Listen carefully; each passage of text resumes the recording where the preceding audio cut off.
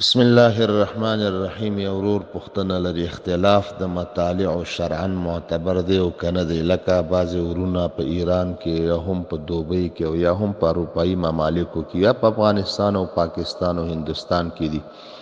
پوښتنه دا ده چې کله سعودي اعلان وکړي نو آیا دوی ته لازمي ده چې روژه او یا اختر د سعودي په اعلان سره دوی هم عمل وکړي او که خپل وطن او چې کوم ځای کې اوسیږي هغې ته به انتظار کوي او د هغې سره به روژه او اختر کوي؟ دوستانو په دې باندې فقهاو ډېر طویل بحث کړی دی. اختلافي مسله هم دا اتفاق د فقهاو په یو طرف باندې نه دی راغلی.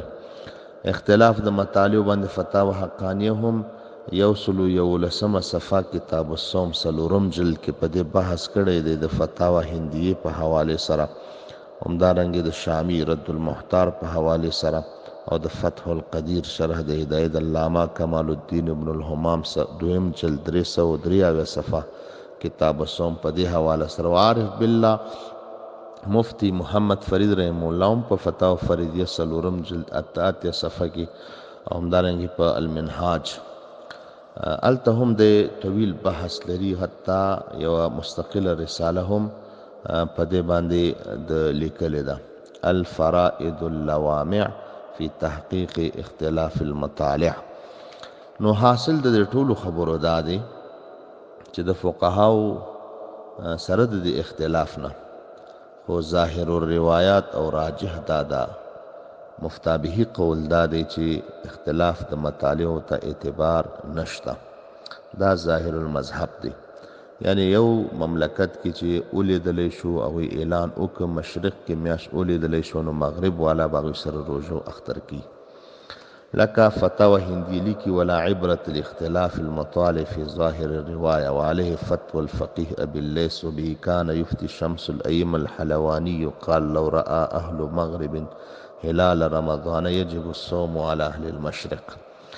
دا دغه عبارتو د فتاوی هندیه مشهور په عالمگیری اول جلد 198 صفحه کې په رؤیت الهلال باب کې د بحث کړی دی چې اختلاف د مطالعو ته اعتبار نشته. ابن عابدین شامی رحم الله په رسائل ابن عابدین اول جلد 251 صفحه کې هغه هم لیکي لكن المعتمد الراجع عندنا انه لا اعتبار به، دې ته اعتبار نشته، وهو ظاهر الرواية وعليه المتون كالكنز وغيره.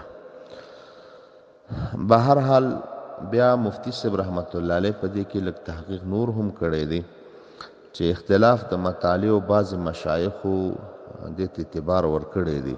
نو بیا حاصل دا ویلی دی که چېرته د ممالک سره نږدې وو سره لګېدلي وو فاصله ډېره نه وه نو بیا د دوی په منځ کې اختلاف د مطالعو ته اعتبار نشته، هغې سره به روژه او اختر کوي. که چېرته د ښارونو په منځ کې فاصله ډېره وه، بعد ډېر و، لرېوالی و، نو بیا په دغه صورت کې اختلاف د مطالعو ته اعتبار شته. مملکت به د خپل سترې محکمې د اعلان دپاره به متوجه وي او د هغې په حکم سره به روژه او اختر کوي.